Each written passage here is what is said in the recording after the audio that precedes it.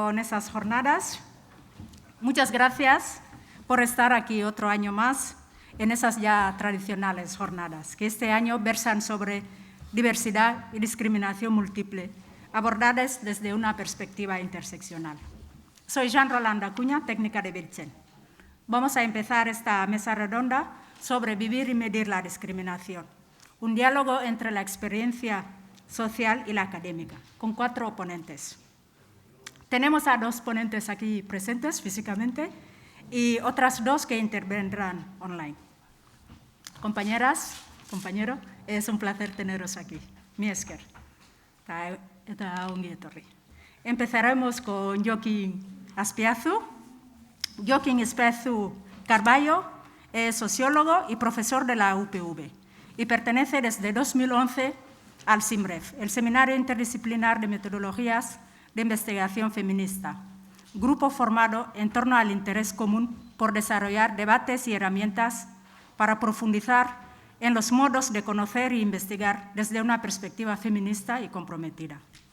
Joaquín ha realizado investigaciones e intervenciones a nivel activista sobre cuestiones de género, violencia y diversidad sexual y genérica. Acaba de terminar su tesis doctoral sobre subjetividades y políticas LGTB asterisco, en el contexto vasco. Es también miembro de la Fundación Josemi Sumalabe. Joaquín, zure hitza. Mi esker, kaixo egunon, eta mi esker etortzeagatik. Ez dakit ireki behar dudan hemendik aurkezpena edo handik. Igual ordenagailura joango naiz, segundo batean, abera hor badatu. Hortxe, bale, primeran. Hasiko naiz, saiatuz denbora respetatzen, a ver lortzen dudan. Decía que voy a empezar ya con la presentación, voy a intentar cumplir con los tiempos a ver si lo conseguimos. Obviamente quería dar las gracias tanto a Vilchen como a Ikuspegi por la invitación y a las personas que estáis aquí y a las que están siguiéndolo desde casa lo mejor que pueden, bueno, como todo el mundo, ¿no? Le he puesto por título a la presentación Investigación social y perspectivas críticas, apuntes para no despolitizar la investigación. Quería empezar haciendo unas aclaraciones a partir de unos puntos de partida, el primero de los cuales es quizá el más importante, que como bien ha comentado Jenna ahora mismo, yo soy miembro del SIMREF, del Seminario Interdisciplinar de Metodología de Recerca Feminista, que en castellano sería lo mismo, cambiando seminario por seminario y recerca por investigación, ¿vale? Está en catalán. Esto es un grupo de personas que trabajamos en conjunto desde hace más de 10 años para intentar darle algunas vueltas a las cuestiones de las metodologías de investigación desde una perspectiva feminista y crítica. Intentamos mantener una perspectiva bastante abierta y plural, intentamos también organizar una pluralidad de cosas en las cuales en los últimos años estamos un poco flojitas por varias cosas de la vida, pero bueno, en estos años hemos organizado cosas de formación, cursos tanto online como semipresenciales, jornadas de debate, charlas, procesos de acompañamiento a personas que están haciendo investigaciones, etcétera, etcétera, ¿no? Entonces, desde este seminario, una de las cuestiones que planteamos que creemos que es importante es pensar en la metodología más allá de las cosas que habitualmente se entienden por metodología, que muchas veces hay esta confusión entre las técnicas de investigación y las metodologías de investigación, ¿no? Para nosotras la metodología es una cuestión más amplia que las técnicas de investigación. Es más que si hacemos una entrevista o hacemos una encuesta, es una cuestión que muchas veces mencionamos como un paraguas debajo del cual nos situamos las personas que investigamos y debajo del cual se sitúan también, bueno, tanto el extremo más, digamos, abstracto de la epistemología, que entendemos por conocimiento, que entendemos por saber, que entendemos por entender incluso, como bueno, también los métodos, también las técnicas, etcétera, etcétera, y también los métodos de validación del propio conocimiento, es decir, qué personas o qué instituciones tienen capacidad de decir cuándo un conocimiento es válido y cuándo no lo es, ¿no? Intentamos tener una perspectiva y un abordaje crítico, porque de la misma forma que no nos interesó en su día abordar una perspectiva de género, sino que nos interesaba abordar la investigación desde una perspectiva de compromiso feminista, también con otras cuestiones intentamos abordar desde esta perspectiva crítica. Es decir, no nos interesa tanto la investigación sobre multiculturalidad como más la investigación sobre decolonialismo y desde un punto de vista antirracista. Tampoco nos interesa la clase únicamente como una cuestión sociológica, sino que nos interesa también la clase social como sujeto político. Entonces intentamos, de alguna manera, romper con las miradas, digamos, más neutrales y supuestamente neutras. Os dejo aquí un par de imágenes de un par de libros que publicamos en 2014-2019, que son libros que vienen de la organización de unas jornadas que montamos con el Instituto Boar, aquí de la EHU, y bueno, que dieron sus frutos y sus publicaciones y que están disponibles ahí en las webs tanto de GOA como del SINREF para descarga y con licencias abiertas. A partir de la experiencia del SINREF y a partir de estas experiencias de formación, de acompañamiento, de debate, etcétera, nos han surgido una serie de cuestiones que quería compartir con vosotras. No son todas, pero algunas, ¿vale? La primera de ellas sería la cuestión de la necesidad de problematizar la elección de los temas de investigación, es decir, quién elige y qué se investiga y cómo se elige qué se investiga, ¿no? Aquí nos encontramos en muchos momentos con investigaciones que parten en entornos muy individualizados, como por ejemplo el de la universidad o el de la academia, que son tesis doctorales, que son tesinas, que son investigaciones de este tipo, donde se parte mucho del interés personal de la persona que investiga, o en otros casos de investigaciones que parten de peticiones institucionales, donde se parte mucho del punto de vista y también de las necesidades de las instituciones que están encargando estas investigaciones, ¿no? En muchos casos lo que nos sucede es que las personas que están siendo investigadas o las personas con las cuales investigamos, en el mejor de los casos, no tienen por qué tener la misma agenda ni los mismos intereses, etcétera. Esto es muy evidente cuando investigamos con personas que de alguna manera están organizadas, ya sea en colectivos, en grupos, en plataformas, asociaciones. Muchas veces estos grupos no tienen los mismos intereses de investigación que nosotras tenemos y, sin embargo, los medios están de alguna mano y no de otra y acaba investigándose sobre algunas cuestiones que no siempre favorecen. Nos pasa idem de idem con los enfoques, es decir, si estamos enfocando las investigaciones desde un punto de vista político, tenemos que saber bien y pensar bien cuál es el enfoque que estamos utilizando. Por poner un ejemplo, diría que la mayoría de las veces cuando investigamos cuestiones de migración, el enfoque del Estado y el enfoque regulador del Estado es el que más está primando sobre las investigaciones y no el enfoque de las propias personas que están migrando, ¿vale? Esto es clásico, por ejemplo, cuando desde las investigaciones que hacemos muchas veces vemos una separación clarísima entre el momento de emigrar y el momento de llegar al país de destino que teóricamente acoge. Aquí se ve una ruptura que desde nuestro punto de vista o desde el punto de vista de investigadoras del país de destino tiene sentido, desde el punto de vista de las personas migrantes no tiene sentido, porque tu vida sigue siendo la misma. Entonces, hay una serie de enfoques que muchas veces denotan nuestra posición también en el panorama colonial. Idem de idem sobre el sujeto de investigación, que todavía, más de las veces, intentamos hacer que parezca un sujeto invisible, una persona que conoce porque tiene un interés objetivo en conocer y, desde luego, produce conocimiento objetivo, y muchas veces se nos olvida o no le prestamos suficientemente atención a la idea de cómo nos implicamos en las investigaciones, qué estamos haciendo dentro de las investigaciones y cómo juega un papel quiénes somos dentro de cada investigación. Y cuando digo quiénes somos, me refiero a quiénes somos y cómo nos situamos, no solamente a nivel personal, sino cómo influye el hecho de estar investigando dentro de una institución como la académica, cómo influye el hecho de estar investigando en relación o para instituciones públicas, etcétera, etcétera. Estamos todas ubicadas en algún lugar y estaría bien revisarlo. Por poner un ejemplo, traía aquí a Carmen Gregorio Gil, antropóloga de la Universidad de Granada, que hablaba de habitar en sí misma, desde la experiencia encarnada y multisituada, la etnografía que ella estaba haciendo para convertirla en fuente de conocimiento mediante el cual denunciar los regímenes de verdad, de poder decolonial, racial y sexual. Ella plantea una revisión de una investigación que hizo años atrás en el contexto caribeño y, desde luego, es bastante interesante cómo vuelve ella para investigar no tanto los datos en sí, sino su influencia y su presencia dentro de esos espacios, ¿no? Este tipo de ejercicios creemos que es necesario e interesante. Si le damos la vuelta a la tortilla, podemos también plantearnos si las personas con las que estamos investigando las consideramos sujetos, en el mejor caso, de estudio, o si las consideramos sujetos políticos, ¿no? Obviamente, nosotras hacemos una apuesta por lo segundo. No se trata de no considerar las discriminaciones que viven las personas con las cuales estamos investigando, pero sí de no generar una mirada victimista que a veces acaba generando un perfil de persona que parece que no hace nada aparte de ser discriminada.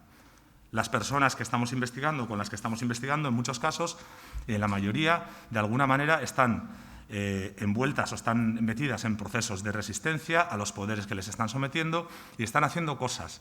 Y en ese sentido, tratarlas como sujeto político merecería la pena para generar otra mirada diferente desde la cual investigar, ¿no? Por ejemplo, Sandro Mechadra, que hace un alegato bastante interesante en su libro Derecho de fuga sobre la cuestión de las personas migrantes como sujetos políticos, tanto individuales como colectivos, pues nos parece que tiene un punto bastante interesante entre no esconder la experiencia de discriminación, pero tampoco esconder la agencia de las personas que están inmersas en esos procesos.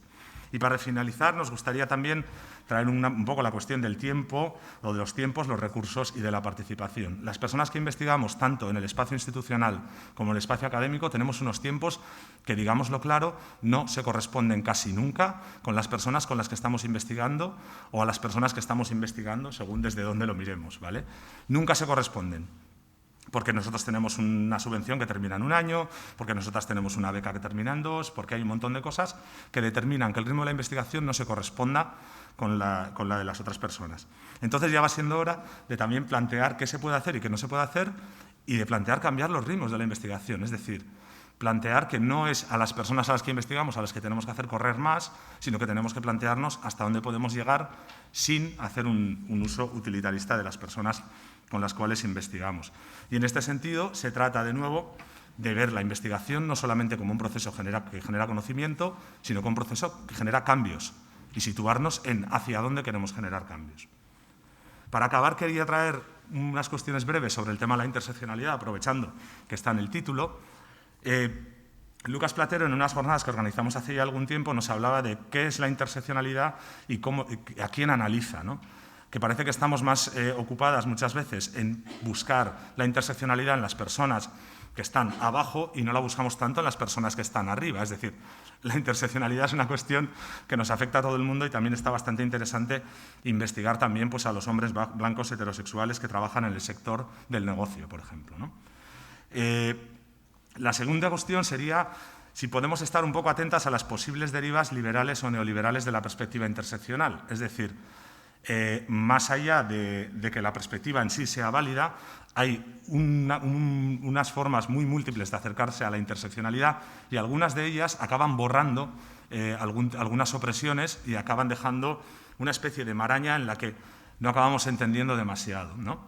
Holly Lewis, en este sentido, por ejemplo, hace una crítica a la cuestión de si dibujamos o pensamos las interseccionalidades como una serie de cosas o de vías que se juntan una encima de la otra, a ver si este nudo no nos va a permitir ver los orígenes, de dónde viene esta carretera y de dónde viene aquella otra, ¿no? Ochi Curiel, por ejemplo, lo plantea desde el punto de vista de la decolonialidad con una cuestión de relaciones causa-efecto. Si vemos la interseccionalidad como una cuestión de ejes de opresión que se ponen uno encima del otro, no vamos a poder ver, por ejemplo, cómo algunos son causa de otros ejes. Ella plantea el caso, por ejemplo, del binarismo de género como consecuencia de la acción colonial en algunos países. Es decir, el binarismo de género no llega hasta que llega la colonia.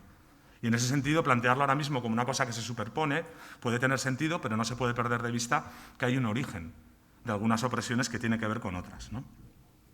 En ese sentido, no se trataría tanto de poner en duda la perspectiva de la interseccionalidad, la cual nos parece muy necesaria e importante, pero sí pensar cómo entendemos la interseccionalidad y dentro de entender la interseccionalidad, qué posiciones les otorgamos a las personas en ese mapa que estamos intentando dibujar, ¿no? Hay un texto muy chulo de Luca Sebastiani, Ariana Cota, Aurora Álvarez y Antonia Olmos, que sale en el último número de Atenea Digital. Se titula Decolonizar la investigación sobre migraciones. Apuntes sobre una etnografía colaborativa, donde cuentan la investigación que han hecho ellas en el contexto de la plataforma de afectados por la hipoteca en Granada, y entonces plantean una cuestión muy interesante, que es que ellas no fueron a investigar un espacio migrante, sino que fueron a investigar un espacio activista, y en ese espacio activista emergen las cuestiones de lo colonial, emerge la cuestión de la raza, etcétera, etcétera. Yo me pregunto si muchas veces, en vez de hacer este ejercicio, no hacemos lo contrario, intentamos buscar espacios como casi puros de discriminación donde podamos investigarlo mejor, cuando en realidad nos perdemos un montón de cosas ahí. Yo creo que ambas posiciones pueden ser válidas, pero me interesa traer el ejemplo que proponían ellas. Y para finalizar, quisiera señalar la necesidad de crear y de desarrollar herramientas colaborativas para investigar desde posiciones comprometidas esta cuestión de la interseccionalidad. Creemos que es importante que la cuestión, por ejemplo, la cuestión de colonial no se quede en aprenderse 4 autoras de coloniales y citarlas en el marco teórico, sino que tiene que cambiar también las formas en las que investigamos y para eso hay que desarrollar herramientas.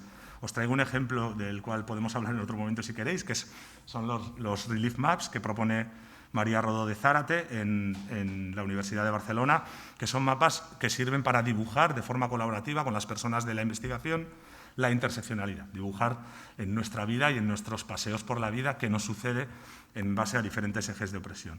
Parece que todo lo que he dicho es bastante más aplicable a nivel cualitativo que cuantitativo, pero en realidad creo que también hay experiencias interesantes. Una de ellas podría ser ya desde los años 70 el movimiento obrerista italiano y cómo desarrollaron la encuesta como método cuantitativo que iba más allá de producir o de conseguir conocimiento, sino que tenía objetivos también movilizadores y revolucionarios, ¿no? En ese sentido, el libro de Nociones Comunes, por ejemplo, de Traficantes de Sueños, pues analiza un poco esta experiencia y es bastante interesante. He puesto solo 2 ejemplos, pero a lo que me refería es a que tenemos que empezar a plantearnos no solamente cómo miramos las investigaciones, sino también cómo las acabamos haciendo. Y hasta aquí. Eso es.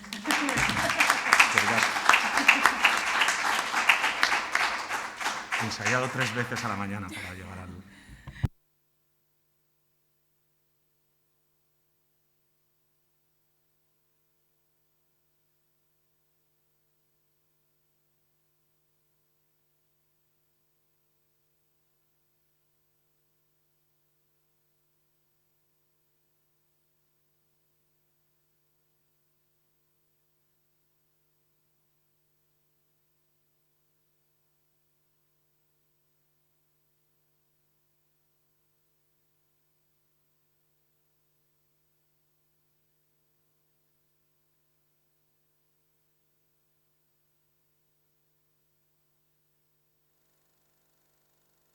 Está encendido.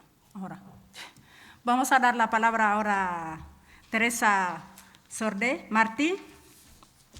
Teresa es doctora por la Universidad de Harvard, es profesora del Departamento de Sociología de la Universidad Autónoma de Barcelona y miembro del Centro de Estudios en Migraciones y Minorías Étnicas. Ha participado en más de 20 proyectos competitivos, 5 del programa Marco y 5 como investigadora principal. Recientemente ha sido seleccionada para dirigir el proyecto H2020, Refugee, que empezará el próximo año. Ha publicado en revistas como Qualitative Inquiry, Plus On y Nature, entre otras. Fue seleccionada como miembro del European Education and Training Expert Panel y es miembro del Executive Board del European Toolkit for Schools, ambos de la Comisión Europea.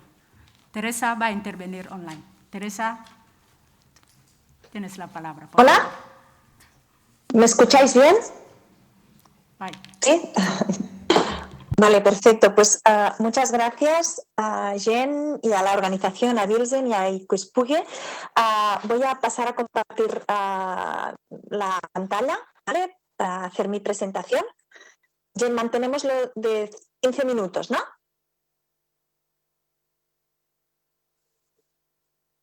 No me oye. ¿Sí? 18 o 20.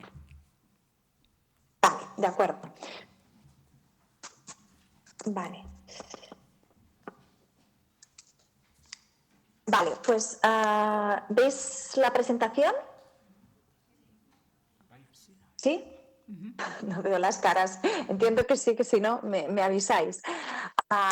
Bueno, pues un poco al hilo, ¿no?, de lo que ha presentado Joaquín y un poco a raíz, ¿no?, del título y de lo que se me solicitó que presentara, voy a reflexionar un poco también, un poco en la línea que ha presentado mi predecesor, sobre cómo se han realizado las investigaciones muchas veces sobre discriminación o sobre pueblos o minorías o grupos sociales, ¿no?, que son susceptibles, ¿no?, como hemos visto con las estadísticas que se han presentado esta mañana, muy interesantes, son objeto, ¿no?, de estas actitudes y estas prácticas discriminatorias que se van perpetuando, ¿no? en la sociedad, ¿no?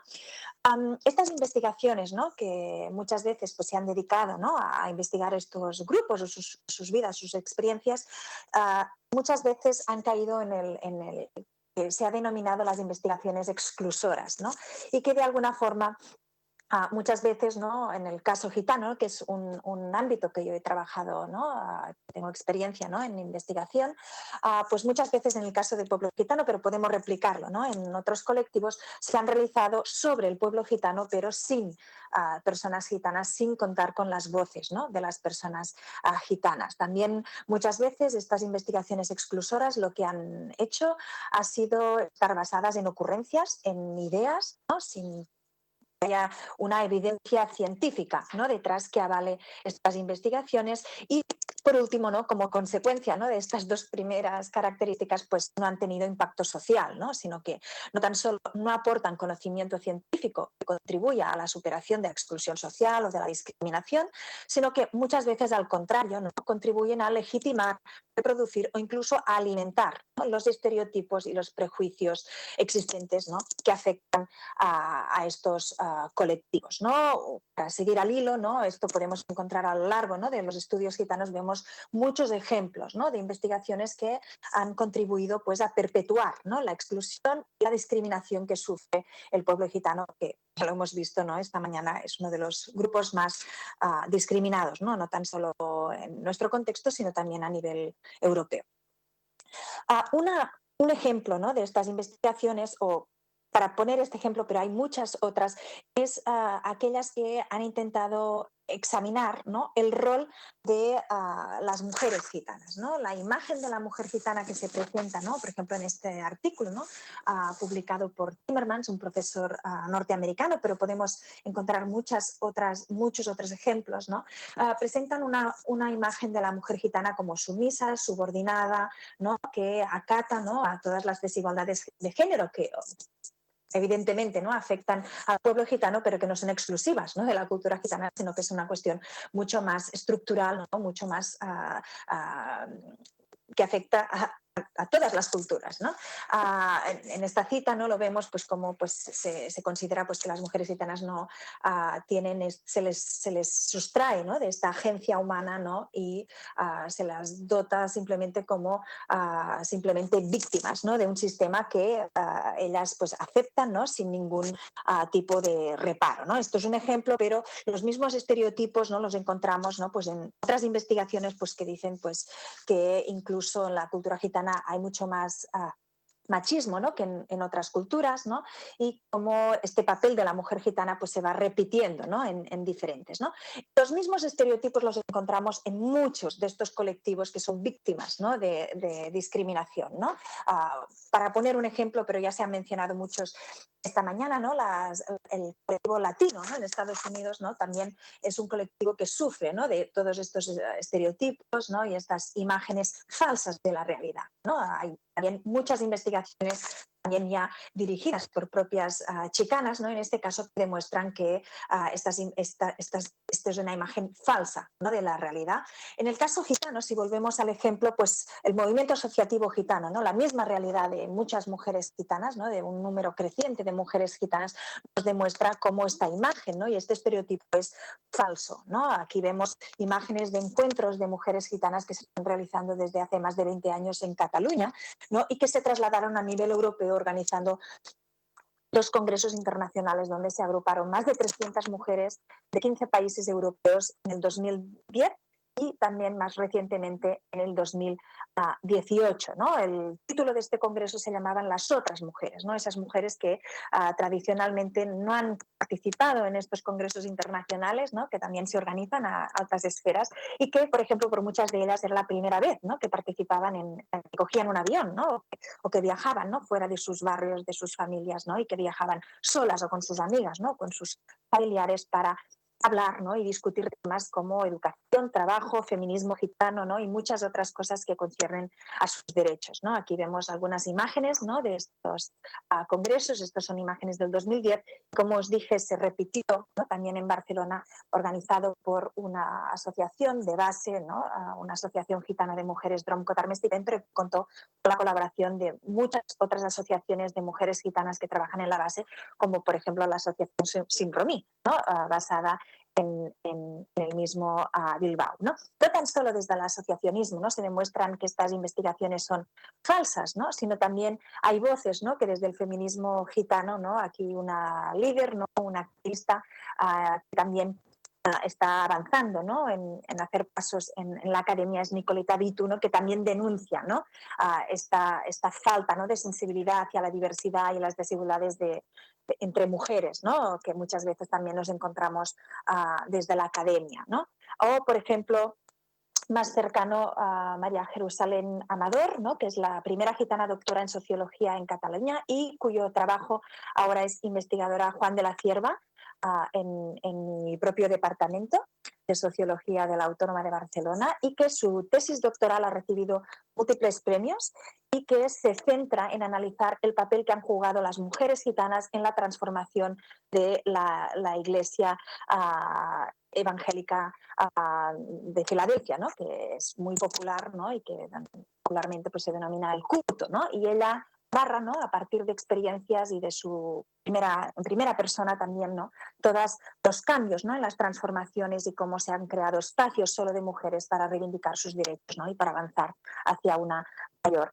igualdad desde la propia comunidad, ¿no? Esto es un ejemplo, ¿no? Pero las investigaciones, ¿no? Han avanzado, ¿no? Y han cada vez más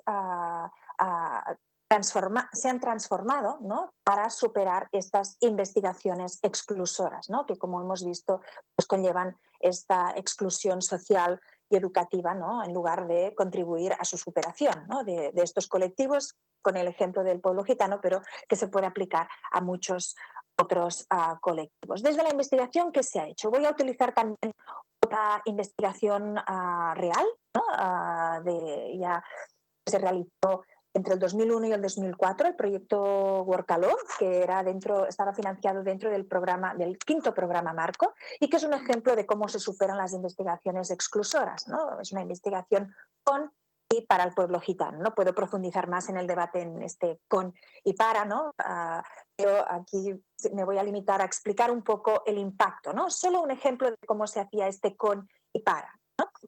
A lo largo de todo el proyecto acompañó el desarrollo y la creación de nuevo conocimiento sobre la realidad del pueblo gitano en Europa, un consejo asesor y diferentes investigadores e investigadoras de origen gitano, ¿no? Que formaban parte del equipo investigador, ¿no? En esta fotografía encontráis a tía Emilia Clavería, ¿no? Está con un diputado en ese momento del Congreso de los Diputados, ¿no? Y que fue ella la encargada de presentar los resultados en la reunión final del proyecto que se celebró en los edificios centrales, ¿no? En Bruselas, del Parlamento Europeo, ¿no?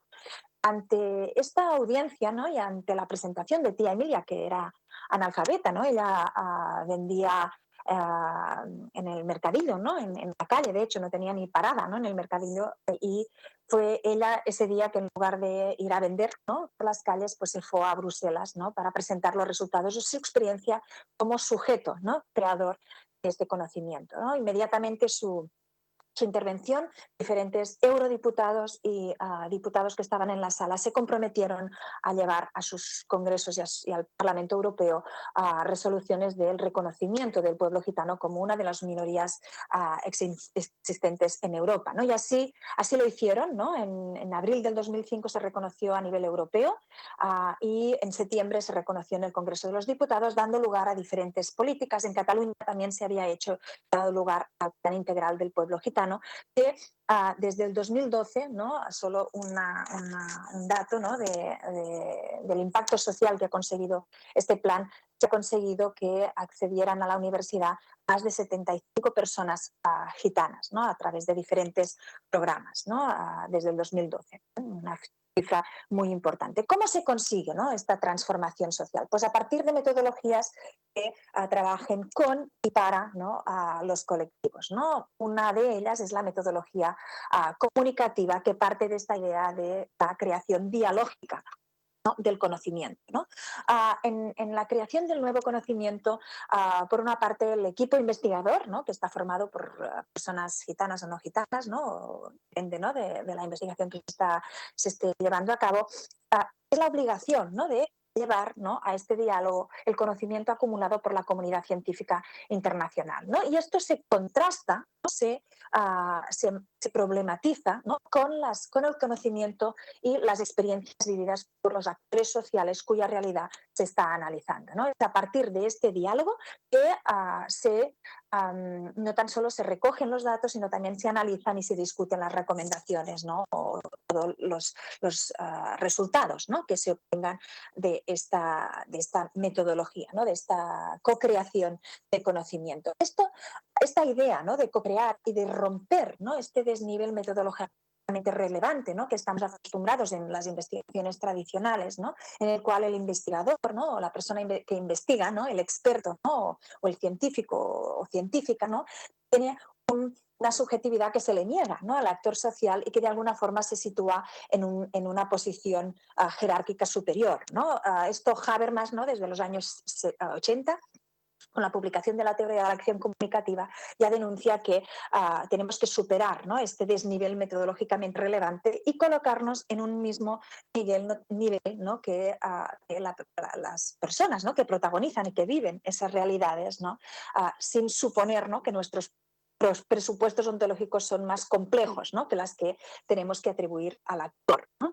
O, por ejemplo, habla, ¿no?, de cómo romper, ¿no?, esta jerarquía interpretativa, ¿no?, que tanto abunda en general en la investigación, y aún más cuando hablamos de estos colectivos, ¿no? Schutz, ¿no?, antes, ¿no?, de Habermas, y de hecho Habermas bebe de Schutz y Luhmann, ¿no?, ya nos dicen, ¿no?, que muchos de nuestros conceptos teóricos, ¿no?, que nos pensábamos que vienen, ¿no?, de nuestros despachos de la universidad o de iluminaciones intelectuales, lo que están basados en interacciones con tipificaciones de primer orden, ¿no?, lo que dicen los actores con un lenguaje plano, ¿no?, que ello es la base para la creación de este conocimiento, que puede ser más complejo, ¿no?, pero que son válidos, ¿no?, y que son una fuente, ¿no?, de este diálogo entre ciencia y sociedad, que beneficia a todo el mundo, ¿no? Esta transformación, ¿no?, que nos fuerza, ¿no?, pues las investigaciones, ¿no?, y también, ¿no?, pues estas teorías, ¿no?, también viene dado por un grito, ¿no?, de la calle, ¿no?, de este clamo, ¿no?, de la sociedad en acceder a estas evidencias científicas, a tener acceso a estos procesos de creación de conocimiento, ¿no?, porque cada vez nos vamos moviendo, ¿no?, hacia un escenario en donde la ciencia, ¿no?, algunos autores hablan de la desmonopolización del conocimiento científico, ¿no? Ahora todos, cuando nos diagnostican, ¿no?, una enfermedad, el médico, pues, vamos, ¿no?, con nuestras notas, ¿no?, de Google que hemos encontrado, y que vamos a problematizar, ¿no?, este conocimiento científico, ¿no? Las ciencias sociales y las investigaciones en discriminación o en migraciones, no pueden estar de lado, ¿no? Nos tenemos que actualizar, ¿no?, y cada vez más es esta reivindicación, ¿no?, de participar, ¿no? Cada vez más hay más grupos culturales que se pronuncian en contra, ¿no? Están hartos, ¿no?, de investigadores que vayan a sus barrios, ¿no?, a sus pueblos, ¿no?, que muchas veces abren las puertas, ¿no?, y que nunca más saben, ¿no?, qué ha pasado con todo aquello que han compartido, con todas aquellas informaciones que han aportado, ¿no? Por tanto, se exigen, ¿no?, estas metodologías comunicativas que impliquen este diálogo, ¿no?, en igualdad, ¿no? Esto ya ha sido recogido, ¿no?, por parte de la Comisión Europea, ¿no?, que habla de co-creación, ¿no? Y de hecho es uno de los requisitos, tanto en el programa de Horizon 2020, que es el actual, como Horizon Europe, ¿no?, que va a empezar el año que viene y que durará hasta el 27, ¿no? Es uno de los aspectos que se valora. Todo este conocimiento que se crea con financiación pública, ¿no?, y que responde a prioridades políticas, tiene que estar co-creado con los destinatarios finales, ¿no? de estas investigaciones, ¿no? Pero no es tan solo el co-crear juntos juntas, ¿no? Sino que ¿qué creamos? ¿No? ¿Cuál es el objetivo de esta co-creación? ¿No? Y otra parte, ¿no? Otro pilar muy importante de la metodología comunicativa es que generemos un conocimiento orientado a la transformación social, que no contemos aquellas cosas que las personas que sufren estas discriminaciones, ¿no? O que sufren esta exclusión social ya saben, ¿no? Por qué pasa, ¿no? Cualquier familia gitana sabe que sus hijos e hijas dejan los estudios en el instituto, ¿no? Si esto sucede, ¿no? Lo que no saben es cómo hacer que se mantengan en los institutos. Y esto es el vacío que las ciencias sociales, ¿no? Y en este caso la investigación, ¿no? Nos exige, ¿no? Que hagamos, de que sea una investigación co-creada, pero que contribuya a estas transformaciones sociales, ¿no? Esta orientación a la transformación social. Un ejemplo, ¿no? Muy claro es en una conferencia, ¿no? Que se celebró bajo la presidencia española de la Unión Europea en La Granja, en Segovia, ¿no? Federico Mayor Zaragoza era sobre la hambruna, ¿no? Y sobre la pobreza, ¿no?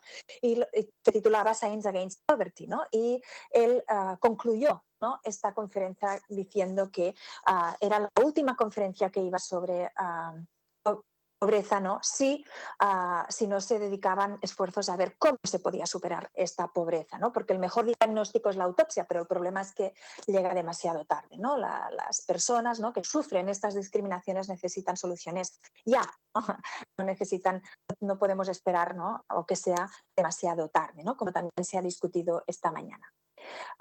Un ejemplo, ¿no? de una investigación, ¿no? que ha tenido, ¿no? esta orientación, ¿no? a la transformación social, ¿no? o al impacto social, ¿no? que es como se denomina, ¿no? a nivel de la Unión Europea. En investigación europea es el proyecto Included, ¿no? que era el 6º programa marco y que de hecho la Comisión lo seleccionó como una de las 10 historias de éxito, ¿no? precisamente por la transformación que ha conllevado a miles y miles de escuelas alrededor del mundo, ¿no?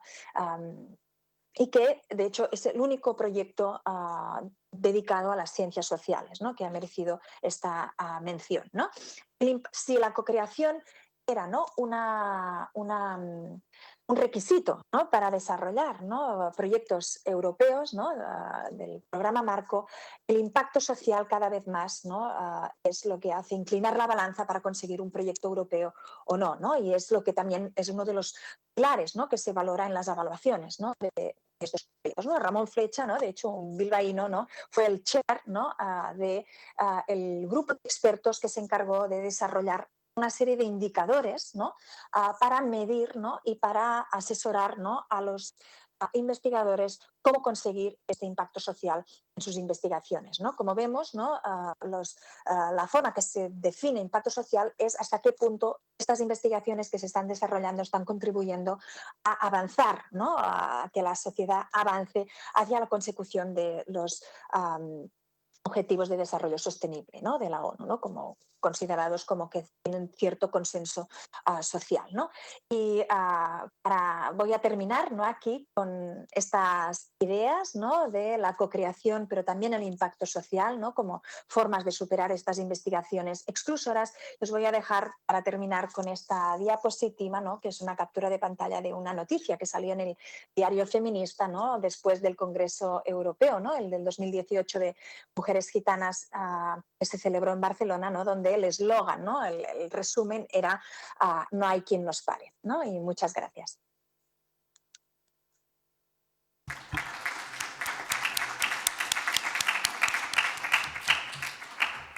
Muchas gracias, Teresa, por ajustarte al tiempo y tu brillante exposición.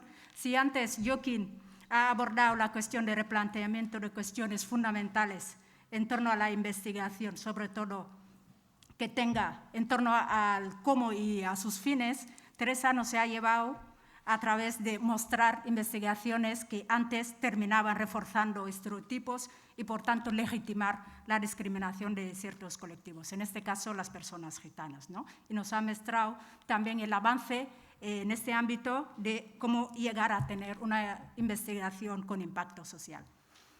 Ahora vamos a pasar a la parte social, después de la exposición desde la academia, y vamos a seguir con Miriam Hatibi. Miriam es consultora de comunicación en la empresa Civilare y activista. Es autora de Mírame a los ojos, publicado por Plaza Janes en 2018, y Leila, publicado también en el mismo año por Estrella Polar.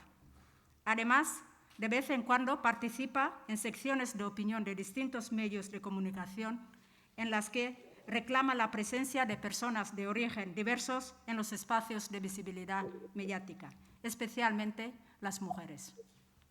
Miriam, tienes la palabra. Hola, por buenos favor. días. Bienvenida. Gracias. Espero que me estéis escuchando bien. Sí.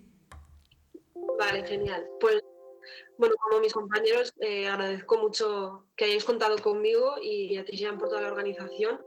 Sí, es verdad que los dos habéis hablado desde el ámbito de la academia y yo no vengo de ese ámbito, yo estoy en el ámbito del activismo, o sea que se tocan, pero al final son diferentes. Estoy muy impresionada y estaba escuchando lo que estáis contando, porque realmente hay mucho a hacer, ¿no? Desde lo que estáis contando, esa perspectiva crítica y sobre todo esa perspectiva de pasar a hablar también de sujetos políticos y dejar de tener a la minoría como un poco objeto de estudio, ¿no? Y hacer ese salto. Entonces, mi enfoque es más sobre cómo se dan esos cambios de discurso y la importancia de hacerlos, ¿no? Desde el activismo, al final, los problemas que comentabais en la primera ponencia sobre los tiempos y esa dificultad de reaccionar cuando hay que reaccionar, es estar ligado a cuándo se hacen los proyectos de investigación, eso desde el activismo no está, ¿no? Sino que desde el activismo casi que es el contrario. La reacción es cuando las cosas pasan, muchas veces se convocan se hacen las convocatorias que sean necesarias, se hacen los comunicados, se da la respuesta social al momento, ¿no? Cuando hay agresión, cuando hay un caso de discriminación claro, cuando hay un caso de discriminación en el ámbito laboral, en el ámbito educativo, en el ámbito de la búsqueda de vivienda, que son 3 ámbitos en los que la discriminación es constante, y últimamente también en el ámbito de las respuestas al discurso político, ¿no? Cada vez más estamos viendo un discurso político tremendamente discriminatorio hacia muchos colectivos que se ha ido desacomplejando con el paso de los años. O sea, no es que haya sido una cosa que de repente, a raíz de la entrada de ciertos partidos al Congreso, se esté dando, sino que ya se venía dando de antes, sobre todo en ámbitos locales. Aquí en Cataluña lo habíamos visto también en el caso de Badalona, ¿no? Como la discriminación venía por parte de la propia institución y la discriminación venía por parte de un representante político que ahora mismo sigue siendo alcalde, o sea, dejó de serlo y ha vuelto a serlo, y ese constantemente irse desacomplejando. Muchas veces las estrategias para trabajar contra la discriminación se han basado en las estrategias antirrumores y siguen siendo estrategias que funcionan muy bien, pero sí que creo que es necesario pensar el enfoque a la hora de desmontar esos rumores para no caer en un discurso utilitarista, ¿no? Al final, desmontar rumores es una forma muy reactiva de construir discurso antirracista y decolonial. Es una forma en la que tú no estás teniendo el control del relato y el control de las temáticas, sino que estás reaccionando a las temáticas que otros ponen en el foco y las ponen porque realmente están en el centro y son importantes, o porque hay intereses que podemos desconocer y que hacen que ese tema de repente tenga que estar en el centro, ¿no? Lo hemos estado viendo últimamente con muchísimas temáticas que de repente han aparecido en todos los medios de comunicación y se ha convertido en un problema casi de seguridad nacional, ¿no? Cuando la realidad es que estaban muy lejos de serlo. Marcia Tiburi, en su libro de Cómo conversar con un fascista, dice que el pensamiento no es neutro. O confirma el estado de las cosas o es crítico y transformador de las subjetividades hacia un pensamiento lúcido entrelazado con prácticas lúcidas en tiempos de oscuridad. Yo creo realmente que estamos en esos tiempos de oscuridad, por desgracia, por esa imposibilidad también de poder pensar, ¿no? Esa nebulosa que nos da la inmediatez, esa necesidad de contestar a todo tan rápido, hace que la reflexión sea mucho más difícil, porque al final la realidad es la que es y se necesitan respuestas, ¿no? Para lo que estamos viviendo. Pero al final es eso, que el pensamiento no es neutro. O estamos aceptando lo que se está diciendo o lo estamos desmontando desde la base, ¿no? Con unas alternativas antirracistas que sean antirracistas y radicales en el antirracismo también.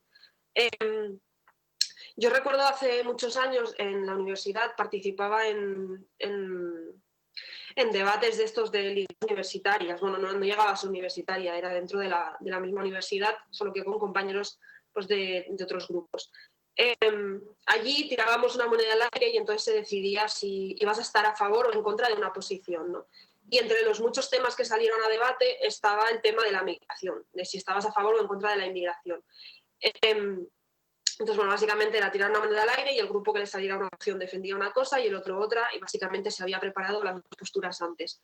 Todos los debates alrededor de la inmigración en general, lo que han buscado ha sido como huir de lo emocional, ¿no? En los últimos años, los debates sobre la migración, incluso desde la perspectiva de las personas que la defendían, eran puramente económicos y muy utilitaristas, ¿no?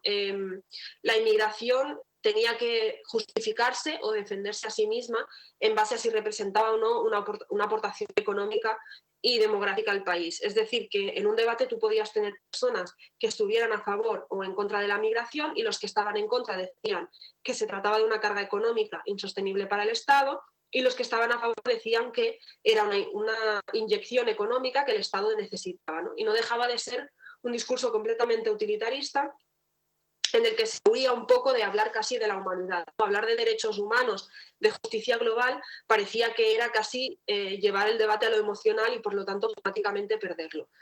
¿Qué pasa? Que de repente llega una crisis económica y todos esos argumentos en los que las personas valen lo que aportan económicamente dejan de valer, dejan de tener sentido, ¿no? O sea, es tremendamente macabro, nos deja completamente desarmados, pero hemos jugado en esa partida, ¿no? Al final, desde los que estaban a favor hasta los que estaban en contra, todo se ha argumentado desde el utilitarismo y desde la perspectiva económica de si la inmigración era o no era buena, porque los inmigrantes tenían que ocupar trabajos que nadie quería ocupar y que por lo tanto tenían que hacer ellos, que los hijos de inmigrantes íbamos a ser los que vamos a pagar las pensiones porque la población española envejece y no hay nadie que lo vaya a...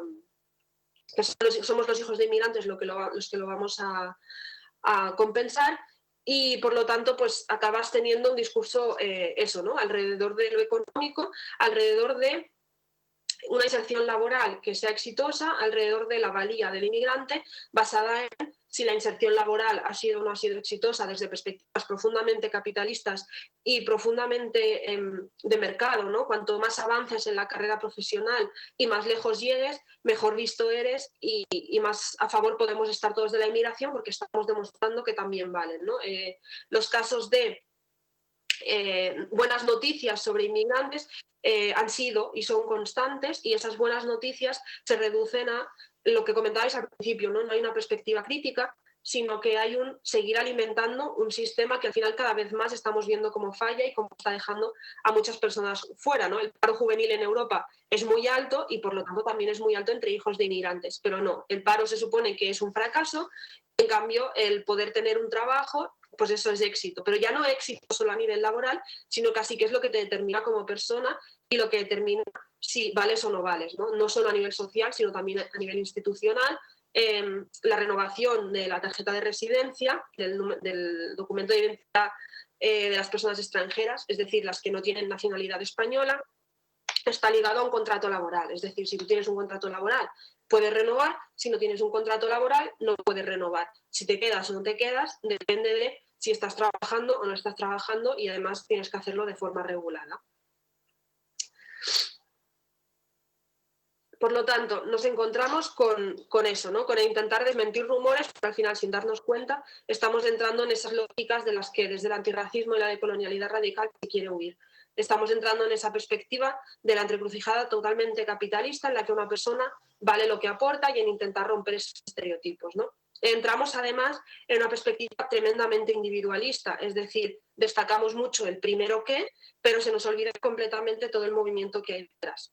Un ejemplo de ello, por ejemplo, es cuando una persona de origen inmigrante o una persona inmigrante funda una empresa de éxito, que no sea comercio local, tiene que ser una empresa que responda al principio de éxito que el mercado está pidiendo, ¿no? O sea, innovación digital, avances tecnológicos, etcétera. No vale una frutería, no vale una carnicería.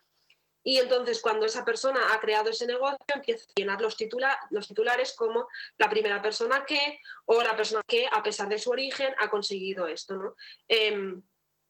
Ese primero que, al final, nos limita mucho a los éxitos individuales. Los avances del colectivo no se leen en conjunto, es decir, no se lee como, pues no sé, por ejemplo, el primer alcalde el primer alcalde negro de España, ¿no? Pues no se lee como los avances de la lucha antirracista en España y como los movimientos antirracistas y sus demandas en España, sino que es ese primero que se saca de todo el colectivo y que se exalta su figura y su persona, ¿no? Eliminando completamente pues, todos los que, bueno, pues quizás no son alcalde, pero están haciendo aportaciones desde otros espacios que simplemente socialmente no están suficientemente reconocidos, o poniendo todo el foco en el primero que, en el discurso de ese primero que, ¿no? Nos acabamos limitando mucho a poder tener ese titular que al final es un poco lo mismo que pasó en Estados Unidos cuando Barack Obama es elegido presidente, pero a nivel más micro y a nivel más local. Y aquí desde una perspectiva muchas veces centrada en la migración, no solo en la diversidad cultural del país, sino también desde la perspectiva migratoria, ¿no? Aquí las personas negras, pues hay personas negras que son españolas y hay personas negras que son inmigrantes. Entonces, bueno, toda esa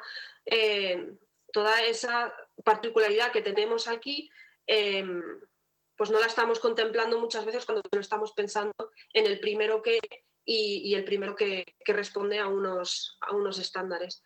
Además, la idea del primero que no solo nos lleva a esta individualidad que nos aleja de lo colectivo, que es donde está la importancia del trabajo comunitario, ¿no? En el trabajo colectivo, en el avance colectivo y crítico, sino que además refuerza la perspectiva de que el que no lo ha conseguido es porque no ha querido. Es decir, España no es tan racista porque esta persona que pese a ser racializada, es decir, pese a ser una persona que no es leída como blanca, ha conseguido tal puesto laboral o ha conseguido dirigir esta empresa o ha conseguido este espacio de visibilidad pública, pues si esta persona lo ha conseguido con el mismo origen, todo el resto que no lo han conseguido ha sido simplemente porque no se han esforzado suficiente.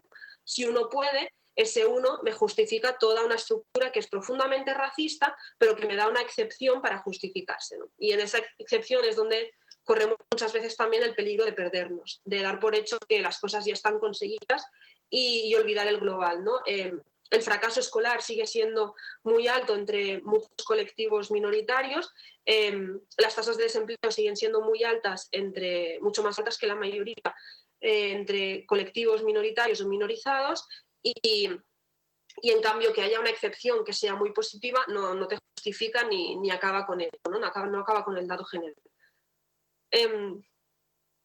Al final, la perspectiva que hay sobre las minorías es la que recoge Santiago Albarrico cuando habla en Islamofobia, nosotros, los otros y el miedo. Habla concretamente del caso de los musulmanes y habla de esta perspectiva de que la sociedad ve como una unidad negativa inasimilable, ¿no? Es ese colectivo que es leído como homogéneo, en el que no se entiende que puede haber pues contradicciones internas del propio colectivo, o que el colectivo sea diverso también en la forma de presentarse, en sus objetivos, en la forma de entender o querer el mundo. Esa unidad es negativa, parte de la base que es negativa, y es inasimilable, ¿no? Nunca va a cambiar. Entonces, ante esta realidad que más o menos definida es así, o sea, los colectivos migrantes racializados son leídos como unidades negativas inasimilables, la respuesta que a veces hemos dado desde el antirracismo ha sido intentar romper que somos inasimilables, ¿no? Intentar decir, mira, nosotros también podemos hacerlo, intentar romper la idea de que somos negativos, ¿no? Hemos intentado subirnos al ascenso social y partir de la base que eso iba a terminar con el racismo, ¿no? Entonces lo que acabas teniendo es personas que están desclasadas, personas que están desracializadas, a las que el racismo o la opresión de clase ya no les afecta aunque vengan de ese origen, porque pues, un poco los fallos del propio sistema permiten que algunas personas puedan avanzar, pero eso no acaba con la realidad, no deja de ser un inmigrante leído como inmigrante, pero el racismo sobre el inmigrante sigue estando muy presente.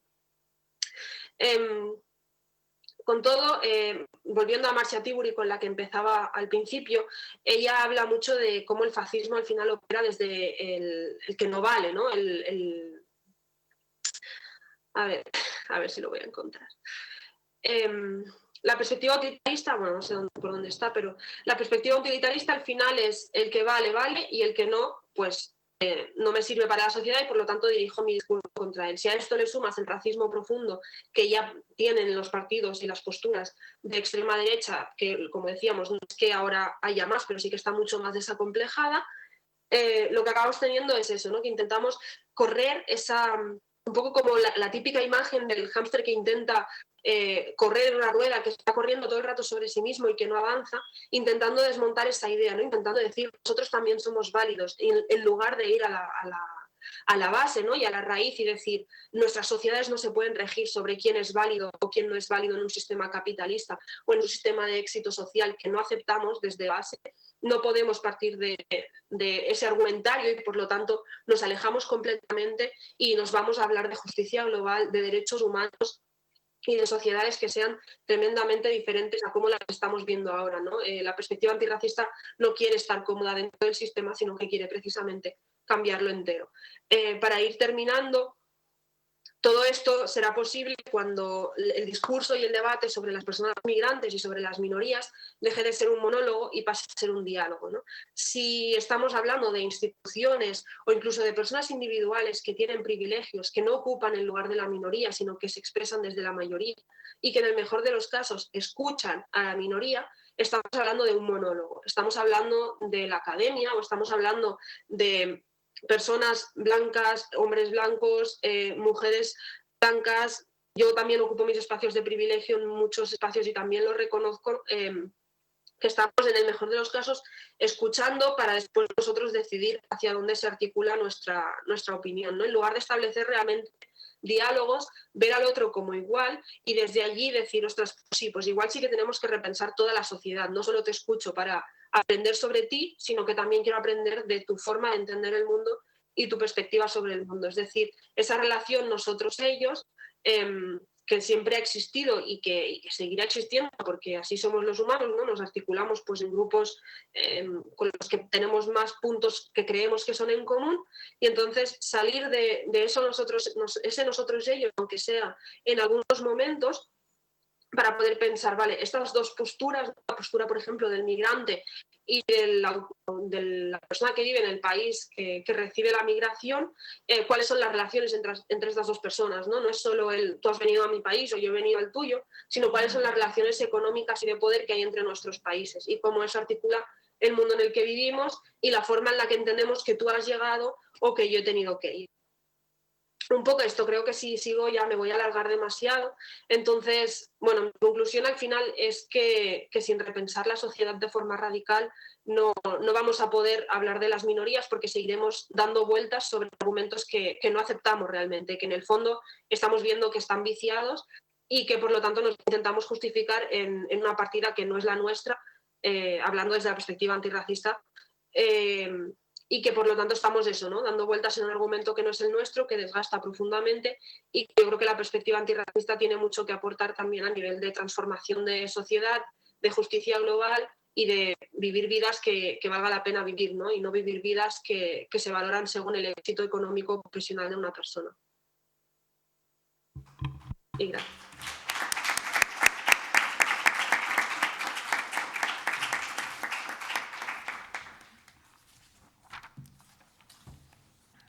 Muchas gracias, Miriam.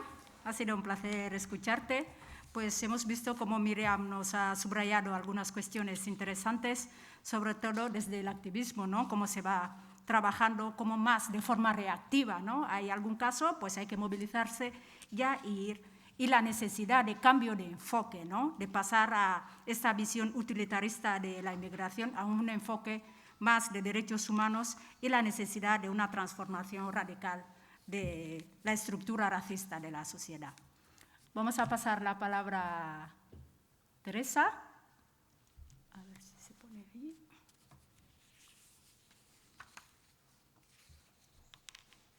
La voy presentando mientras. A Elena. Ahora vamos a pasar la palabra a Elena. Elena Olaortúa, abogada en ejercicio desde hace más de 20 años. Y trabaja en la asociación Aldarte, Centro de Atención a Lesbianas, Gays y Trans, donde lleva a cabo el asesoramiento jurídico, así como la gestión de diversos proyectos e iniciativas de investigación. Elena forma parte de la Comisión Jurídica de la Red Era Berean, Red por la Igualdad de Trato y No Discriminación, desde su inicio, en cuyo marco ha llevado varios temas judiciales sobre LGTB-fobia. Elena Zuritza.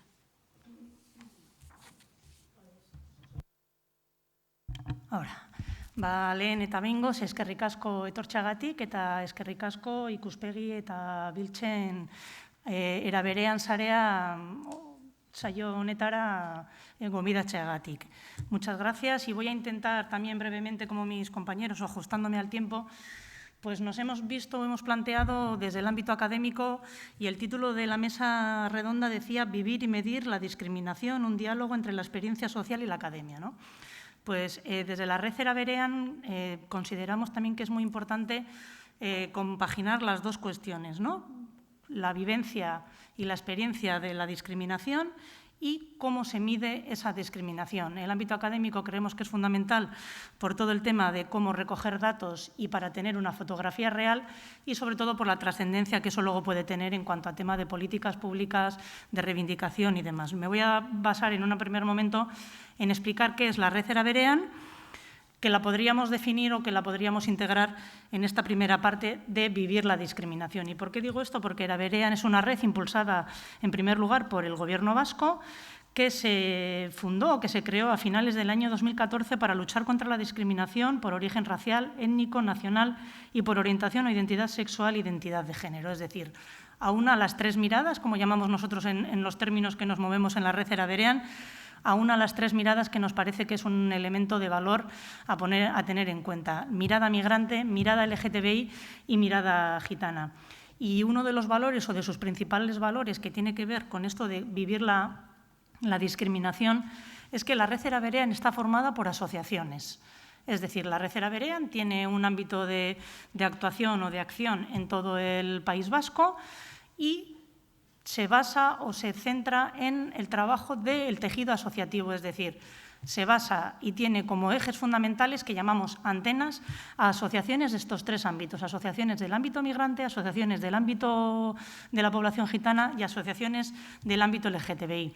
¿Por qué digo que esto es muy importante y hay que poner en valor? Pues porque se trata de colectivos y asociaciones con una amplia trayectoria en el trabajo de militancia y de trabajo en estos tres ámbitos de la mirada migrante, gitana y LGTBI y, por tanto, el acceso y el conocimiento de las situaciones de discriminación que sufren estos tres colectivos es muchísimo mayor. Es decir, no estamos hablando de un ámbito teórico, un ámbito abstracto, sino que son asociaciones que vienen trabajando desde hace muchísimos años con estos tres colectivos y, evidentemente, en ese trabajo, de esa trayectoria y también como parte de la Red Era Berean, pues conocen de primera mano las situaciones, las vivencias y los incidentes de discriminación que viven muchas personas de estas tres miradas.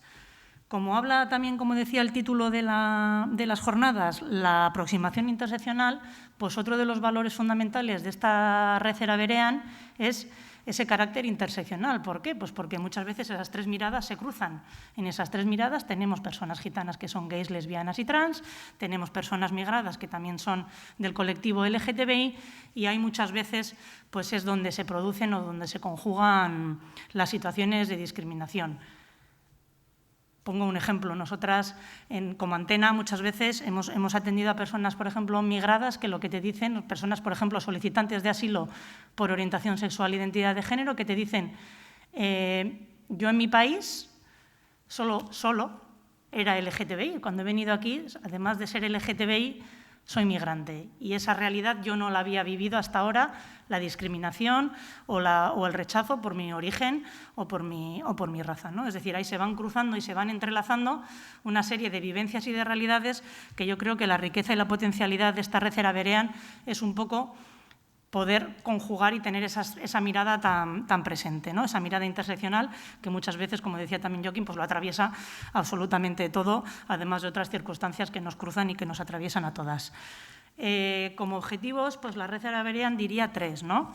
Fomentar políticas en materia de igualdad de trato y de no discriminación por estos tres orígenes o por estas tres cuestiones, ofrecer a la ciudadanía herramientas necesarias para hacer valer sus derechos cuando éstas hayan podido verse vulnerados. Y también, por eso digo que lo de la importancia del título de vivir y medir, sistematizar un registro de casos atendidos por las diferentes entidades o antenas que conforman la red y presentarlos en un informe que permita el análisis de los mismos en función de variables relevantes. Esto es un poco esa importancia de medir. En estos 3 objetivos grandes, Eraberean se configura como con 3 comisiones, una de información y documentación, otra de sensibilización y formación y otra de atención, asistencia y asesoramiento.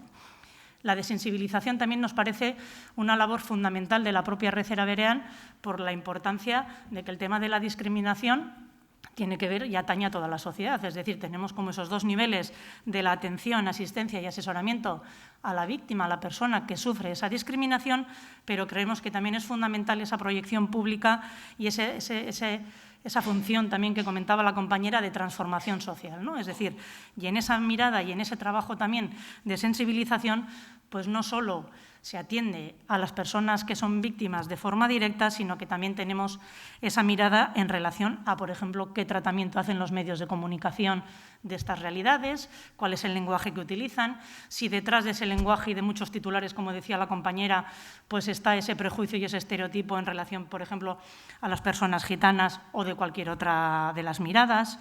Una de las campañas que se ha hecho en el año 2018-2019 tiene que ver con una de las cuestiones que ha salido, la discriminación y la dificultad que tienen muchas personas migradas para encontrar pisos de alquiler o para que les alquilen, ¿no? Es decir, al final, cuando tú tienes el acceso directo, cuando como antenas funcionas un poco como recepción de situaciones de discriminación, la discriminación en el ámbito de las inmobiliarias de personas migradas pues era una constante que iba apareciendo. Esto es importante pues porque creemos que tiene esos 2 planos, ¿no? En cuanto al tema de la Comisión de Atención, Asistencia y Asesoramiento, pues ese es uno de los fuertes de la red Eraberean, pues porque, como os decía, que esté formada por asociaciones del tejido asociativo con gran trayectoria en estas 3 miradas, pues lo que te permite es que las personas que son víctimas conozcan que cuando han sido víctimas de una situación de discriminación, a dónde pueden acudir. Y cuando acuden a cualquiera de las antenas de la red Eraberean, ¿qué es lo que se hace? Pues en esa atención se recibe el caso, tenemos un protocolo o una metodología para valorar si ahí existe pues, indicios de discriminación o no. En el caso de que se considere que existen indicios de discriminación, luego se valorará cuál es la estrategia a seguir, pero además de ese acompañamiento, se le hace, o sea, además de la atención, es un acompañamiento a la víctima en todo ese proceso. ¿Por qué digo esto? Porque muchas veces es verdad que nos hemos encontrado con situaciones de discriminación que pasan ya, por así decirlo, a otro nivel, que estaríamos hablando de una cuestión de delitos de odio. Es decir, muchas personas de las que acuden a la red Eraberean, pues, por ejemplo, han sufrido una agresión homófoba el fin de semana y muchas veces cuando acuden a la red pues es porque, por ejemplo, ya han ido al hospital, ya tienen un parte de lesiones y ya aparecen o ya acuden a la red Eraberean o a la asociación que hace de antena en esa provincia con la denuncia puesta, ¿vale? Entonces, es importante todo ese asesoramiento para también tener en cuenta, en la red Eraberean tenemos muy en cuenta el protagonismo de la víctima. Es decir, la víctima tiene que estar en el centro y antes decía Irune, ¿no?, que una de las cuestiones que salía en el estudio era que las víctimas muchas veces pues no confían en el sistema, ¿no? Y es muy importante que existe una comisión jurídica formada por abogados y abogadas que hacen un poquito todo ese trabajo de acompañamiento, de seguimiento y también de asesoramiento. Es decir, puedes haber sido víctima de un incidente LGTBI-fóbico, racista o de cualquier otra índole en relación a estas 3 miradas, pero igual el caso no tiene viabilidad jurídica. Si yo he sufrido una agresión cuando una pareja de chicos van por la calle y les agreden a las 2 de la mañana al grito de maricones, pues que lo hemos tenido en la red Eraberean, si no puedes identificar al agresor, si no tienes testigos, pues claro que hay un incidente, que la red lo recoge, pero luego no tiene una trayectoria, no tiene un camino jurídico, pues porque es muchas veces inviable. ¿Qué cuestiones nos encontramos de dificultad a la hora de, por ejemplo, medir todo este tema de la discriminación que también salía antes? Pues muchas veces lo que comentaba también Irune, ¿no? Nos encontramos con casos de un altísimo grado en las víctimas de naturalización y normalización de situaciones de discriminación. Por ejemplo, uno de los ámbitos de discriminación que sale en la mirada gitana, pues es que te dicen, ¿eso es discriminación? Hombre, que en cuanto una persona gitana, de raza gitana, que a los ojos del guarda o la guarda de seguridad es de etnia gitana, automáticamente le persigue por todo el supermercado para que no coja nada, sin que haya ningún antecedente absolutamente de nada, sino que identifica con que esa persona es gitana y le persigue por todo el supermercado. Y muchas veces, desde el otro lado, la persona gitana pregunta, pero eso es discriminación, lo tienen tan naturalizado y tan normalizado que cuando entran en un supermercado les van a perseguir por todos los pasillos hasta que paguen. que muchas veces no son conscientes del grado o de su condición de víctima o de que están sufriendo o de que están viviendo episodios de discriminación. Y en alguna ocasión yo me he encontrado con una mujer trans que te viene, por ejemplo, lo que decía antes, con un par de lesiones, y cuando tú te sientas con ella, estás hablando un poquito para empezar a dar forma y para la atención y demás, y la pregunta que le haces ¿es la primera vez que sufres algo así? Y la respuesta es, hombre, es la primera vez que me pegan, insultos un montón, pero ya a eso estoy acostumbrada. Es decir, ¿qué pasa con este tema de la discriminación y también de la importancia de medir? Pues que muchas veces nos encontramos con casos en la red Eraberean que son la punta del iceberg, que debajo hay un volumen de incidentes, de situación de delitos de odio, de discriminación, que los viven y que los sufren determinados colectivos en mayor medida, pero que muchas veces las personas, lo que decía también antes Irune, ¿no?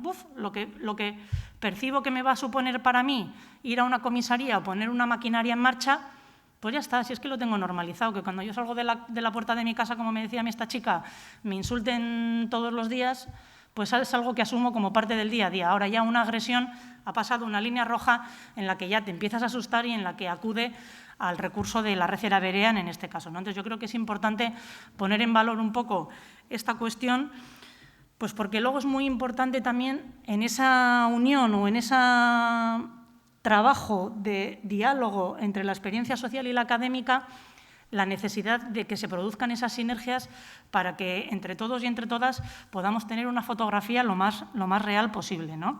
Pues porque efectivamente muchas veces las antenas, hacemos de antena de recepción de casos, pero también necesitamos ser antenas, ¿no? Como se suele decir, tener la antena puesta porque muchas veces las propias víctimas no son conscientes, porque lo tienen muy normalizado y muy naturalizado, de que están siendo víctimas, ¿no? Entonces, yo creo que este dato es importante y fundamental. Y, evidentemente, muchas veces para luego no tratarse solo de una recogida de datos abstracta y numérica, por así decirlo, pues es fundamental el diálogo con la academia, en este caso. La red Eraberean por la igualdad de trato y no discriminación tiene un convenio con la Clínica Jurídica por la Justicia Social de la UPV, y nos parece, por ejemplo, o estamos teniendo una experiencia muy buena, pues porque creemos que es fundamental participar y que se produzcan esas sinergias y esas colaboraciones, ¿no? Pues la clínica de la clínica jurídica, pues por ejemplo, que son estudiantes de Derecho, compartimos algunos de los casos para que también los trabajen el estudiantado. También sirve, o también tenemos esa función de sensibilización. La red Eraberean, como os comentaba así muy por encima, tiene un protocolo de actuación de qué hacer cuando recibe un caso de discriminación y, por ejemplo, también ese protocolo y demás, pues estamos haciendo pues una devolución de aportaciones y demás de la clínica jurídica, ¿no? Yo creo que todo el tema que tenga que ver con el trabajo conjunto y complementario, pues es fundamental para una cuestión, que es lo que estábamos también hablando, ¿no? La necesidad de investigación y de tener datos, pues porque lo que no se conoce no existe y cuando no sabemos de lo que estamos hablando es complicado luego, pues por ejemplo, aterrizar o políticas públicas o acciones de sensibilización y demás, ¿no? Entonces yo creo que es muy importante el trabajo y la colaboración con la academia, en este caso Eraberean trabajo con la clínica jurídica, pero hay otros ámbitos de la academia, me estoy acordando ahora, lo tengo aquí apuntado, la Cátedra UNESCO de Derechos Humanos de la Universidad del País Vasco realiza un informe anualmente sobre incidentes de odio y yo creo que es importante tener en cuenta todas estas cuestiones pues para que también la recogida de los datos y la recepción de los casos entre los distintos organismos o agentes que estamos trabajando en este tema, pues por un lado Eraberean o por el otro lado el lado académico, pues estén un poco coordinados, ¿no? Para que no solo ya por una cuestión numérica de si cuadran o no cuadran los datos, sino lo que decía un poco antes, ¿no? Para tener una fotografía más real. Es verdad que Eraberean puede tener esa mirada más social, de tejido asociativo, a pie de calle, con conexión y con contacto directo con los colectivos de la mirada migrada, LGTBI y gitana, y por ejemplo en este caso la Cátedra de UNESCO hace un informe de incidentes de odio, recogidos como metodología o como base de recogida los datos de la Ertzaintza que tendrán que ver con los asuntos penalizados o la gente que haya llegado a poner denuncia.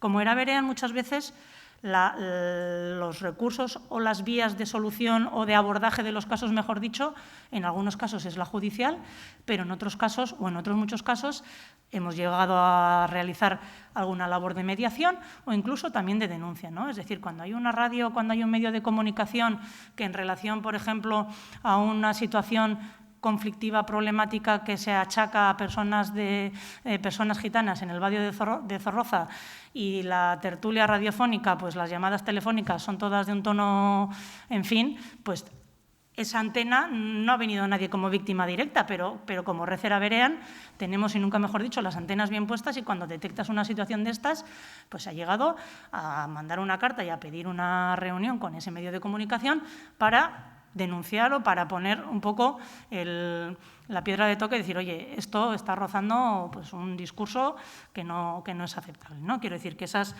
funciones y esas labores también son importantes. Y por último, y para acabar, y así me voy ajustando también, pues yo creo que en esta cuestión de sinergias, evidentemente es fundamental la colaboración y crear espacios comunes de trabajo entre, en este caso, Era Berean o cualquier ámbito más social de la discriminación con el ámbito académico. Y yo creo que como uno de los retos que se pueden plantear a futuro es pues, una unificación de criterios en el intercambio de información, por ejemplo, en la recogida de datos, ¿no? Es decir, luego cada cual tiene sus criterios de recogida, pero todo con el mismo objetivo, ¿no? Yo creo que la importancia de tener una fotografía lo más real de qué está pasando, y decía la compañera justo anterior a mí, ¿no? Pues es que la situación cambia mucho en función también del contexto que estamos viviendo y el contexto político, social y demás pues no es baladí y afecta directamente a cómo muchas personas son víctimas o sufren episodios de discriminación por cualquier motivo de los que hemos venido recogiendo, de los que trabaja la Red Era Berean, que, repito, es la mirada migrante, LGTBI y población gitana. Entonces, yo creo que el diálogo es fundamental y que las sinergias y el trabajo conjunto y en colaboración es imprescindible para poder abordar este tema de la discriminación de una forma conjunta. Eskerrik asko.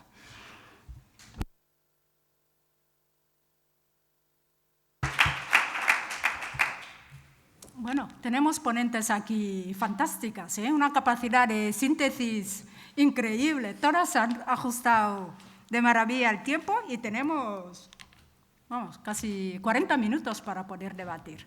Así que fantástico. Muchas gracias, Elena. Elena nos ha expuesto la experiencia de Era Berean, que engloba 3 miradas, la mirada desde la inmigración, el pueblo gitano y LGTBI, que es un ejemplo, ¿no?, de cómo se está intentando trabajar desde esta perspectiva interseccional, ¿no? Algo muy importante y novedoso en nuestro caso aquí. Es importante resaltar un poco algunos aspectos que ha comentado, sobre todo en torno al protagonismo de las víctimas, ¿no? De dónde están.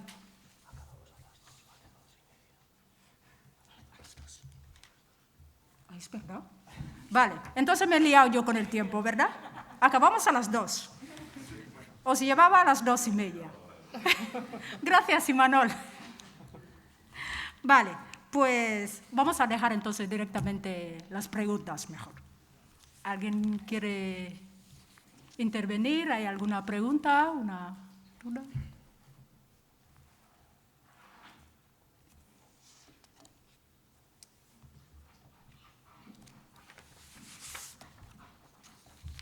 Vale, voy a lanzar algunas preguntas aquí, así al menos que contestéis a algo, ¿verdad?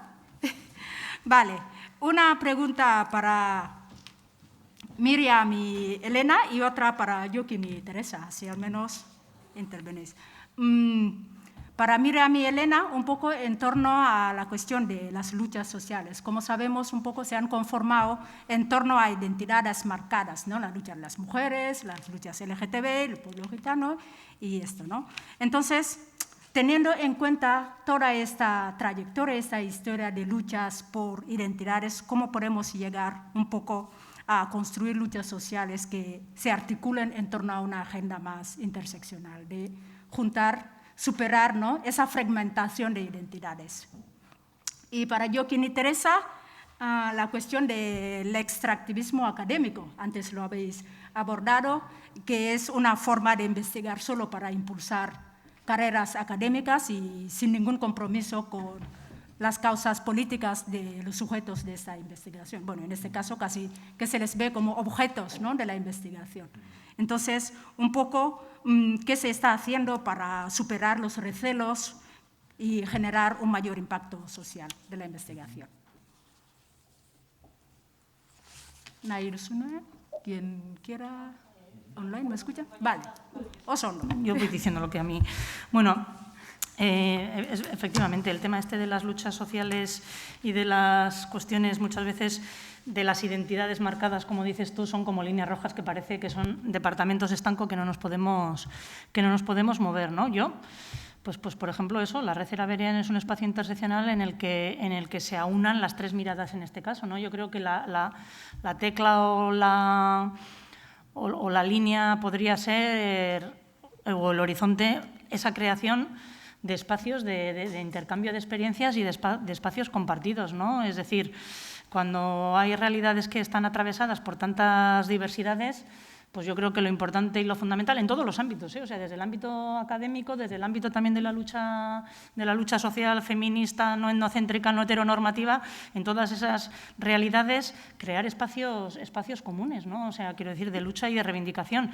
En Era-Berean, por ejemplo, quiero decir que en esa parte de sensibilización muchas veces está en ese tema de juntar, ¿no? Pues, por ejemplo, 8 de abril, Día del Pueblo Gitano, pues las propias asociaciones que forman parte de la red pues hacen propias campañas que luego, por eso decía antes, que también sirven de altavoz, ¿no? Entonces, pues en Aldarte hacemos un manifiesto a favor de la diversidad sexual y de género de las personas gitanas y luego a través de la red Era-Berean se difunde, ¿no? Yo creo que es un poco crear espacios o articular estrategias en las que las líneas rojas estas se vayan difuminando. Sí, yo estoy de acuerdo Sí, vale. Yo de acuerdo con lo que decía la compañera también y en línea con lo que comentaba al principio, ¿no? Al final una perspectiva más radical del modelo de sociedad que queremos nos lleva a hablar de la justicia global y esa interseccionalidad entendida no solo como los varios ejes sobre los que se me puede oprimir o los varios ejes con los que me siento oprimido, sino también los ejes de opresión que existen, ¿no? Entonces, a mí puede no afectarme uno, pero reconozco su existencia y también el papel que yo juego allí, ¿no? Desde el privilegio de todas. También al principio, en la primera intervención, hablabais de que hablar demasiado de interseccionalidad también nos hacía olvidar como el papel que tenían unas opresiones sobre otras, ¿no? Y yo creo que aquí, precisamente, esta reflexión continua es la que nos ayuda no solo a pensar qué opresiones han llevado a otras, sino cuáles pueden, de hecho, estar afectando e invisibilizando a otros colectivos, ¿no? Por ejemplo, en el caso de la islamofobia, uno de los colectivos muy invisibilizados cuando se habla de islamofobia es las personas negras, ¿no? Se habla de islamofobia y parece que no hay personas negras musulmanas. Y sí que es la intersección de géneros allí, se habla mucho de la islamofobia de género, pero no se habla del racismo dentro de los propios ámbitos contra la islamofobia, tanto desde fuera como desde dentro, y esa invisibilización de un colectivo. Entonces, un colectivo que además es muy importante. Entonces, yo creo que al empezar a pensar en eso, ¿no? En justicia global y en esas intersecciones, entenderlas no solo como lo que me afecta o lo que no, sino como lo que está, pues, las cosas que están fallando en esa sociedad, ¿no? Entonces, yo cuando trabajo, pues la idea es trabajar sobre una idea de una sociedad nueva en la que estos ejes, bueno, un poco sobre la utopía, ¿no? También, pero una sociedad nueva en la que todos estos ejes estén desmontados y estas fricciones no existan. Entonces, trabajar hacia allí, no desde la perspectiva de yo soy mujer y por lo tanto me preocupa esto y esto, sino que yo, gracias a ser mujer, he llegado al activismo y voy a trabajar sobre todas esas desigualdades. Bueno, que es de hecho como el eterno debate, ¿no? De si el feminismo es solo para las mujeres o es para una sociedad nueva sin desigualdades. Bueno, no lo abro porque si no estamos aquí esta mañana, pero sí que yo creo que la perspectiva de justicia global nos ayudaría mucho. Muchas gracias, Miriam. Teresa, igual que está por ahí. Luego terminamos con ella. Sí, no sé si he entendido muy bien tu pregunta. Era sobre el activismo y la academia. ¿Qué se está haciendo, no? ¿Sí? ¿Me escucháis? Sí, la pregunta era sobre el extractivismo académico, esa forma de ir a recoger datos y desaparecer. Explicado muy rápido. Sí, a ver, yo creo que, como ya he dicho, ¿no? Yo creo que es una tendencia que existe, no se puede negar, o sea que todavía, ¿no? Hay mucho trabajo que hacer, ¿no? Las universidades, la comunidad científica muchas veces fallamos, ¿no? En ofrecer a la sociedad, incluso a veces viviendo, ¿no? De fondos públicos y fallamos, ¿no? En dar respuestas que la sociedad nos está exigiendo cada vez más, ¿no? Yo creo que estamos en un punto de no retorno, ¿no? Cada vez más hay una exigencia de más democracia en muchos ámbitos de nuestra vida cotidiana y en general, ¿no? Hay determinadas cuestiones que pasaban que ya no toleramos, ¿no? Como sociedad, y por lo tanto en la ciencia no está al margen, ¿no? De este proceso y también está sometido, ¿no? A este escrutinio público, ¿no? A esta problematización, ¿no? Que implica ir avanzando, ¿no? Hasta estos procesos de cocreación que también la participación no te asegura, ¿no? Esta orientación tienen que haber las dos cuestiones, ¿no? La creación, pero también esta orientación al impacto social, ¿no? Yo creo que se están dando pasos, ¿no? Ya he mencionado que el programa Marco, ¿no? Los dos programas del vigente y el que va a empezar en enero, ¿no?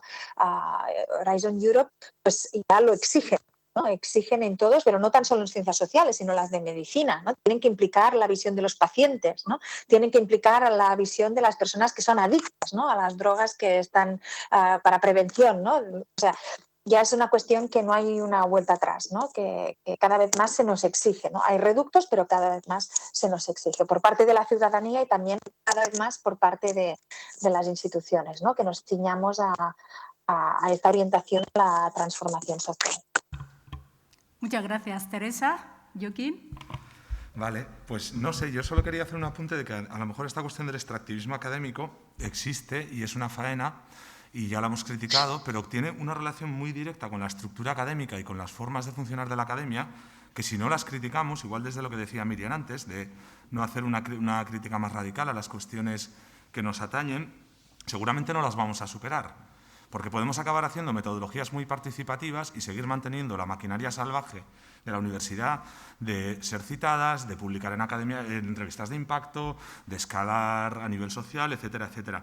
Entonces creo que hay una cuestión de poner en duda la universidad tal y como la conocemos, porque yo hoy por hoy, por lo que veo, no es posible una dinámica que no sea extractivista en la universidad tal y como la conocemos. No es posible, punto, pelota. Ya está. Otra cosa es que nos genere una contradicción o lo que sea, pero la sociología, la academia, hoy en día son herramientas del poder. Otra cosa es que estemos trabajando para darles la vuelta, pero ahora mismo están como están. Entonces, igual hay que alejarse también un poco de lo académico tal y como lo conocemos y eso requiere cosas un poco más difíciles como renunciar a algunas cosas que nos podrían dar.